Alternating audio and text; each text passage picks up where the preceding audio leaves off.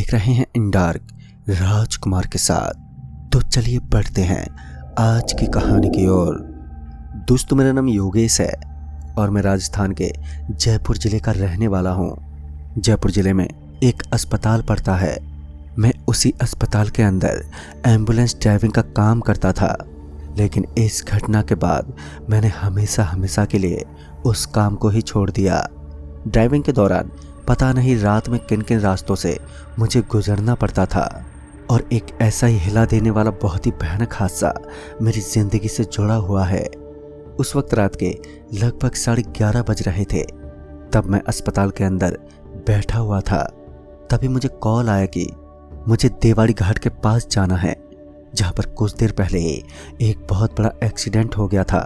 उस एक्सीडेंट के अंदर एक आदमी की बहुत ही बुरी तरीके से मौत होने वाली थी, मगर समय रहते ही मेरे पास टाइम था कि मैं जल्दी से ही वहाँ पर पहुँच जाऊँ। लेकिन जब मैं अस्पताल से निकला तो उसके तुरंत 15 मिनट बाद ही मुझे पता चला कि अब उस आदमी की मौत हो गई है। यह सुनकर मुझे भी थोड़ा दुख हुआ कि मैं टाइम पर नहीं पहुँच पाया, मगर मैं ऐसे कई हादसों पर जा चुका था तो मुझे इतना धोखा नहीं हुआ। लेकिन मुझे जाना तो था ही, क्योंकि मुझे उस लाश को अस्पताल जो पहुंचाना था और अस्पताल से सीधा उसे उसके घर पहुंचाना था। इसलिए मैं सीधा उसी जगह पर पहुंच गया जहां पर वह एक्सीडेंट हुआ था। जब मैं वहां पर पहुंचा तो मैंने अपनी ज़िंदगी में इतना भयानक एक्सीडेंट पहली बार ही देखा था।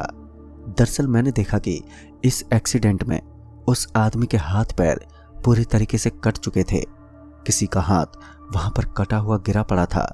सच में वह एक्सीडेंट बहुत ही भयानक था। फिर वहां के लोगों ने उस लाश को इकट्ठा किया और फिर उसे एम्बुलेंस के अंदर दाखिल करवाया।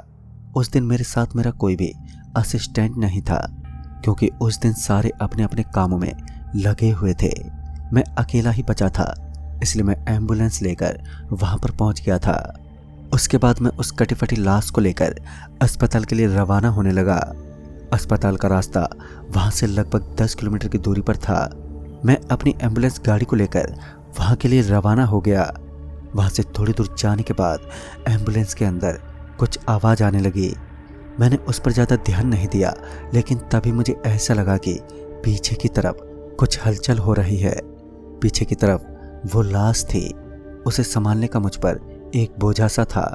फिर मैं नीचे उतरा और उसे देखने लगा तो वह लाश बिल्कुल वैसे ही थी जैसे कि पहले, मगर वह आवाज़ कहाँ से आई और किस चीज़ की थी मुझे इस बात का कोई पता नहीं था और मुझे इस चीज़ से कोई लेना देना भी नहीं था।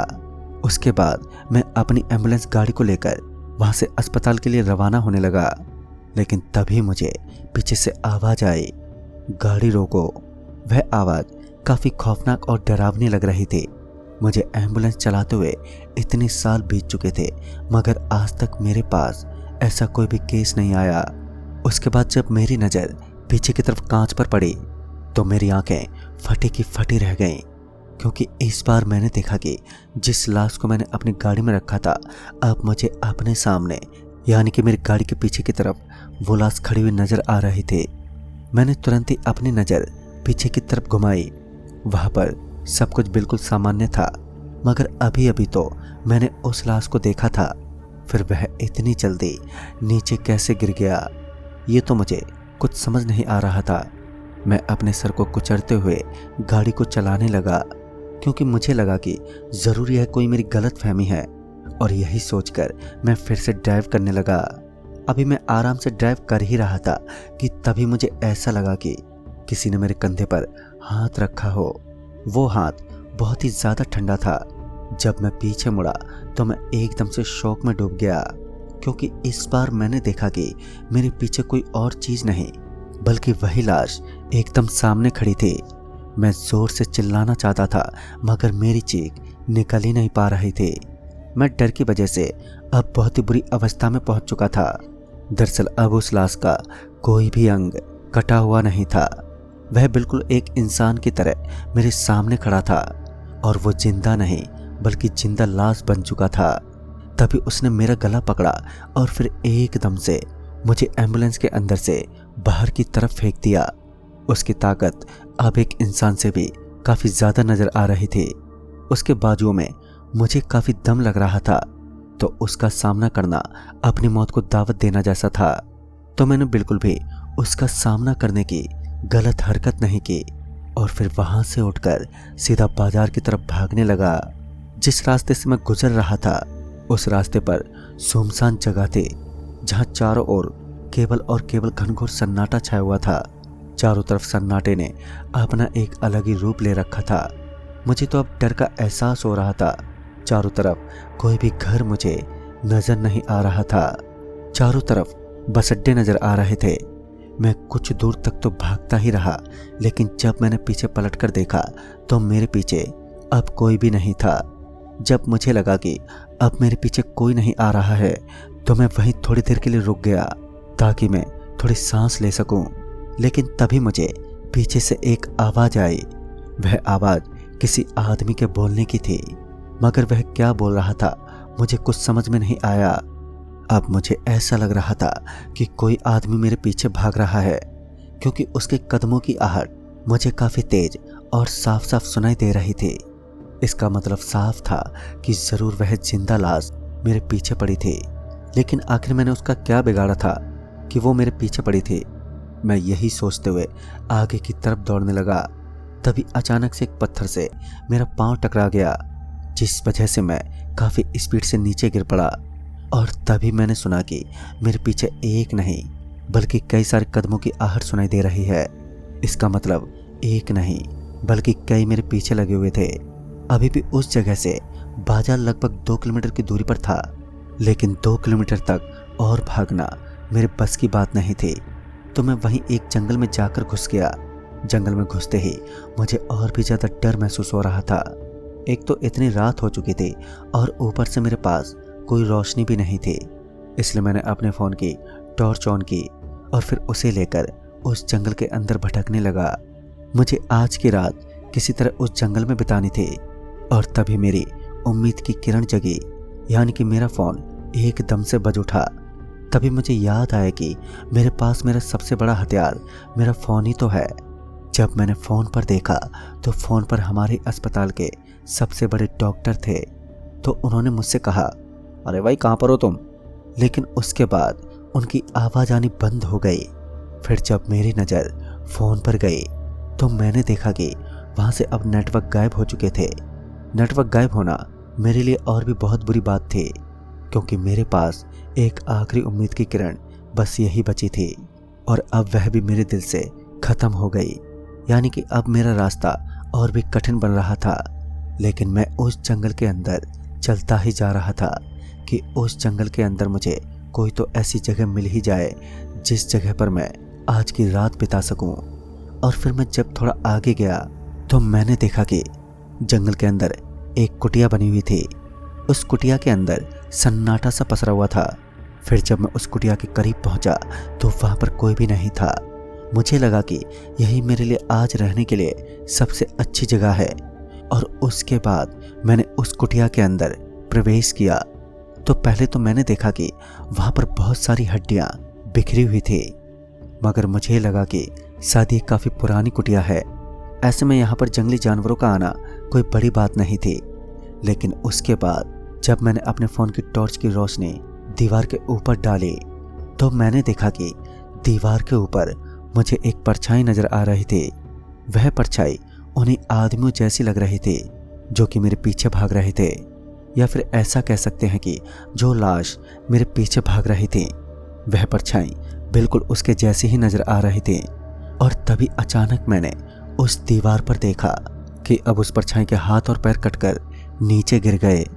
मैं तो एकदम से हैरान रह गया।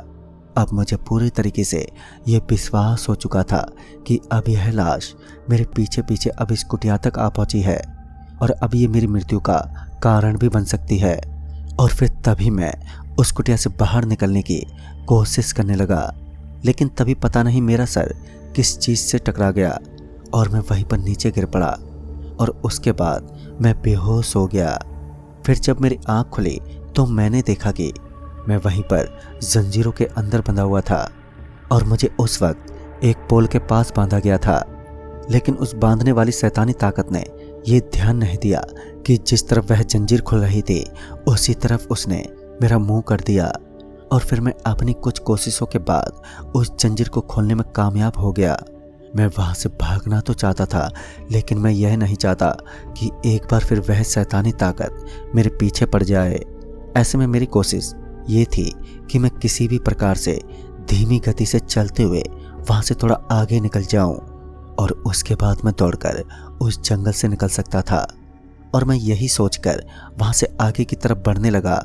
मैं दबे पांव वहां से निकलना तो चाहता था, लेकिन तभी अचानक से मुझे ऐसा लगा कि कोई वहां पर आ रहा हो। फिर मैं वहीं उस दीवार के पास छुप गया, लेकिन मेरे सर में मुझे काफी दर्द महसूस हो रहा था और वह दर्द जरूर उस चोट का था जो मुझे पहले लगी थी। इस वक्त मुझे किसी भी तरह इस जंगल से निकलना था। मेरी सबसे बड़ी गलती तो यही थी कि मैं इस जंगल में घुस गया। शायद मैं यहाँ नहीं घुसता तो मुझे कहीं और अपनी जान बचाने का मौका जरूर मिल जाता। जैसे ही वो कदमों के पटकने की आवाज़ आनी बंद हुई तो उसके बाद मैं भी वहाँ से निकलने लगा और उसके बाद इस कुटिया से निकलने में भी कामयाब हुआ। तभी अचानक से मुझे एक सफ़ेद सफ़ेद कुछ दिखा। तभी मुझे याद आया कि हम लोग लाश को लेकर जाते वक्त सफ़ेद चादर ही उड़ाते हैं। वह सफ़ेद सफ़ेद चीज़ मुझे मेरे बिल्कुल पीछे दिखाई दे रही थी। इसका मतलब वह बुरी शक्ति अभी भी मेरे पीछे ही थी। लेकिन अब धीरे धीरे सुबह का समय भी हो रहा था। ऐसे में शैतानी शक्तियों की ताकत धीरे धीरे कमज़ोर पड़ने लगती है और शायद ऐसा ही उसके साथ भी होने वाला था। फिर वहाँ से थोड़ी दूर आगे जाने के बाद मुझे जंगल से निकलने का रास्ता मिल गया। मैं जल्दी से भागता हुआ उस रास्ते में पहुंच गया। उस वक्त सुबह के 5 बज चुके थे, लेकिन आज की रात मेरे लिए कितनी भयानक घटी सिर्फ मैं ही समझ सकता हूँ। उसके बाद मैं सीधा उस जगह से अस्पताल में पहुंच गया। अस्पताल में पहुंचकर मैंने अपने साथ घटी इस पूरी घटना का जिक्र किया। तभी वहाँ के सबसे बड़े डॉक्टर ने बताया कि जिस जगह पर मैं लाश लेने के लिए गया था उस जगह पर रात में पहले भी कई ड्राइवर के साथ ऐसा हो चुका है, मगर वह लोग वहाँ से आसानी से बचकर आ गए। मगर तुमने जंगल के अंदर जाकर अच्छा नहीं किया, क्योंकि जंगल के अंदर उन शक्तियों का असली बसेरा है और वह लाश जो तुम्हें दिखाई दे रही थी वह अब हमारे पास है। दरअसल जब तुम्हारा फ़ोन आया तभी मैं समझ चुका था कि कुछ तो गड़बड़ जरूर हुई है, तो मैंने कुछ यहीं के ड्राइवर को भेजकर एम्बुलेंस को मंगवा लिया। लेकिन दोस्तों, इस घटना के बाद मैंने कभी भी उस एम्बुलेंस के काम को बिल्कुल भी नहीं पकड़ा और मैंने हमेशा हमेशा के लिए उस काम को वहीं पर छोड़ दिया। तो दोस्तों, इस कहानी में बस इतना ही। तो मैं आपका दोस्त राजकुमार जल्द ही मिलूंगा एक और नई कहानी के साथ। तब तक के लिए बाय एंड टेक केयर।